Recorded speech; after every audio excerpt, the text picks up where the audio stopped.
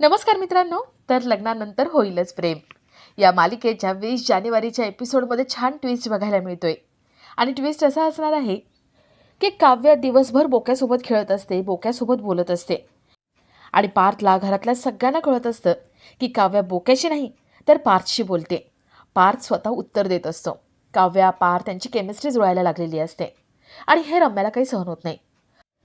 रम्या वसू सगळं लांबून बघत असतात. वसू म्हणते, रम्या, या बोक्याचा काहीतरी बंदोबस्त करायलाच हवा. रम्याने गार्डनमधली कात्री आणलेली असते. रम्या ती कात्री दाखवते आणि म्हणते, आई, आत्ताच करायचं. काव्याला किचनमध्ये काहीतरी काम असतं. काव्या बोका तो सोफ्यावर ठेवते आणि किचनमध्ये जाते. रम्या वसू तो बोका घेऊन धावत वरती जातात. आपल्या रूममध्ये जाऊन तो बोका फाडून टाकतात. काव्याचं किचनमधलं काम होतं आणि ती बाहेर येते. ती बाहेर सगळीकडे बोक्याला शोधते, पण बोका कुठेच सापडत नाही. काव्याच्या डोळ्यात पाणी येतं आणि काव्या रडायला लागते. काव्या मोठमोठ्याने हाका मारत असते. काव्याचा आवाज ऐकून पार्थ मानिनी तिथे येतात. ते दोघं विचारतात, काय झाले? काव्या रडत म्हणते, माझा बोका तो नाही सापडत आहे. बोक्या, कुठे आहेस तू? ते तिघं बोका शोधत असतात आणि वरून कापूस पडायला लागतो. मानिनी विचारते, हा कापूस वरून कसं काय पडतोय? ते तिघं वर बघतात. रम्या वसू वरती उभे असतात आणि तो बोका फाडलेला सगळा कापूस खाली फेकत असतात. काव्या ते बघून खूप चिडते. काव्या मोठ्याने म्हणते, रम्या, आता तू मेलीस. आता तुला कोणीच वाचवू शकणार नाही. रम्या वसू आधी आनंदात असतात, पण काव्याचं ते रूप बघून त्याचा थरकाप उडतो. आता काव्या रम्याच्या झिंजा कशा उपटते हे बघण्यासारखं असेल. तर या सगळ्याची सुरुवात कशी होते ते थोडक्यात पाहू. तर मालिकेत आपल्याला असं बघायला मिळतंय की काव्या पार्थ यांची पतंग कॉम्पिटिशन होते आणि दोघंही एकाच वेळेला हरतात. हरतात म्हणण्यापेक्षा ते दोघंही जिंकतात. पार्थ तिथून जात असतो. काव्या म्हणते, पार्थ देशमुख, अहो थांबा, संक्रांतीच्या शुभेच्छा तरी द्या. पार्थ म्हणतो, तुम्हाला संक्रांतीच्या खूप शुभेच्छा. काव्या म्हणते, काय? ऐकायला नाही आलं? पार्थ पुन्हा एकदा शुभेच्छा देतो. काव्या म्हणते, नाही, ऐकायलाच येत नाही आहे. काव्या 2-3 वेळा त्याला तसं करते. पार्थ मोठ्याने किंचाळतो, म्हणतो, मकर संक्रांतीच्या तुम्हाला खूप खूप शुभेच्छा. काव्या म्हणते, आत्ता कसं? आत्ता ऐकू आलं. पार्थ खाली निघून जातो. मानिनी यू काव्यानं आनंद झालेला असतो. काही का होईना पार्थने पुढाकार घेतला. काव्या बोलते म्हटल्यावरती पार्थही तिच्याशी बोलायला लागला, म्हणून सगळ्यांना आनंद होतो. पण रम्या वसू यांची चिडचिड चालू असते. रम्या म्हणते, आई, खूप झालं, आता हिचा बंदोबस्त करायलाच पाहिजे. त्या दोघी तंतनत खाली जातात. तर इथे जीवा नंदिनीला लाडू कसे करायचे, तिळाचे लाडू कसे करायचे ते शिकवतो. नंदिनी उकळत्या गुळामध्ये हात घालते आणि तिचा हात भाजतो. जीवा तिच्या हातावर फुंकर घालतो आणि लाडू कसे बनवायचे, काय करायचं हे हात भाजू नये म्हणून ते सगळं शिकवतो. जीवा नंदिनी एकत्र मिळून पहिला लाडू बनवतात आणि जीवा पहिला लाडू नंदिनीला भरवतो. नंदिनीला चांगलं वाटत असतं. ती हळूहळू आपला सगळा राग विसरत असते. तर इथे रम्या वसू चिडचिड करत खाली येतात. रम्या म्हणते, आई, बघतेस ना, अगं ती काव्या डोक्यात जायला लागली आहे. मला ना काहीतरी करायला पाहिजे तिचं. त्या दोघींचं बोलणं चालू असतं आणि रम्याला ऑफिसमधून फोन येतो. रम्याला कळतं की पार्थला एक अवॉर्ड मिळतोय. आत्तापर्यंत पार्थ टॉप 30 आर्किटेक्टपैकी एक होता, पण आता तो टॉप 20 आर्किटेक्टपैकी एक असणार आहे. रम्या हे ऐकून खूप खुश होते आणि ती फोन ठेवते. ती वसूलाही आनंदाची बातमी देते. रम्या म्हणते, आई, अगं अवॉर्ड फंक्शनमध्ये आता जेव्हा पार्थ स्टेजवर जाईल ना, त्यावेळेस तो माझं नाव घेईल. तुला माहिती आहे का, पार्थने जे जे काम केले ना त्याच्यामध्ये मी सुद्धा त्याची मदत केली आहे. त्यामुळे तो स्टेजवर जाईल आणि माझं नाव घेईल. किती छान वाटेल ना हे सगळं बघताना. वसू म्हणते, माझी पूर्ण खात्री आहे, पार्थ तुझं नाव घेईलच. अगं तो खूप प्रोफेशनल माणूस आहे. वसू थोडा विचार करते आणि म्हणते, रम्या, आयडिया. ज्या दिवशी अवॉर्ड मिळेल ना पार्थला, त्याच दिवशी पार्थ स्वतःहून काव्याला धक्के मारून घराबाहेर काढेल. अशी एक भारी आयडिया आहे. रम्या विचारते, आई सांग ना, काय आयडिया आहे? वसू म्हणते, कळेल, लवकरच कळेल. आजची संक्रांत वाया गेली, पण लवकरच काव्यावरती संक्रांत येणार आहे. त्या दोघी खुश असतात.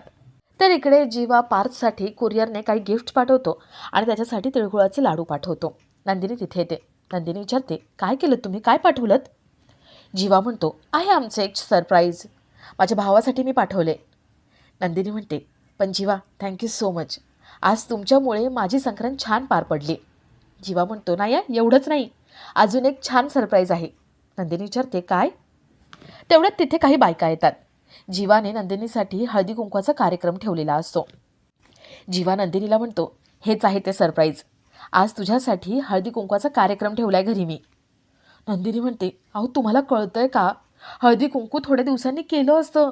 या बायकांना द्यायला वाण पण नाहीये घरामध्ये. आता ऐन वेळेला मी काय आणायचं? जीवा म्हणतो, ते तुमचं तुम्ही बघून घ्या. जीवा त्या बायकांशी बोलायला जातो. नंदिनी म्हणते, बाप रे, यांनी काय घोळ घालून ठेवलाय. आता मी वाण आणू तरी कुठून आणि काय वाण आणू? तर इथे घरी सगळ्यांना कळलेलं असतं की पार्थला अवॉर्ड मिळणार आहे. सगळे पार्थचं अभिनंदन करतात. रम्या पार्थला मिठी मारायला पुढे जाते, पण पार्थ रम्याला लांब ढकलतो आणि फक्त शेकहँड करतो. तेवढ्यात तिथे काव्या येते. काव्या आपल्या बोक्याशी बोलत असते. काव्या म्हणते, चला, मेहनतीला फायनली यश मिळालंच. मला माहिती होतं. माझा बोका खूप मेहनती आहे. तो पुढेच जाणारच. काव्या पार्थकडे येते आणि पार्थला शुभेच्छा देते. काव्या म्हणते, पार्थ, आत्तापर्यंत तुम्ही टॉप 30 आर्किटेक्टपैकी एक होतात. आता टॉप 20 आर्किटेक्टपैकी एक असणार. नंतर 10 मधले एक, नंतर नंबर 1चे आर्किटेक्ट असणार. पण पार्थ, हे सगळं कुणामुळे होते माहिती आहे का? या माझ्या बोक्यामुळे. बोक्याचा पायगुण आहे ना, म्हणूनच. वसू म्हणते, ए काव्या, तू पार्थचं अभिनंदन करतेस का या फडतूस बोक्याचं कौतुक करतेस? मानिनी, युग यांचा काव्याला पूर्ण सपोर्ट असतो. मानिनी म्हणते, काव्या बोलते ना ते अगदी बरोबर आहे. या बोक्याचाच पायगुण आहे. रम्या म्हणते, आम्ही मेहनत केली आहे. आम्ही दोघांनी काम केले आणि क्रेडिट या फालतू बोक्याला? काव्या म्हणते, माहिती आहे, पार्थने खूप मेहनत केलेली आहे. पण कसं आहे ना, शेवटी या बोकुड्याचे पण लक असतं ना. हा लकी चाम आहे आमच्या देशमुखांसाठी. पार्थ काहीच बोलत नाही. पार्थ स्माईल करून मानिनीकडे बघतो. पार्थचा पण या सगळ्याला होकार असतो. रम्या, वसू यांची चिडचिड होते.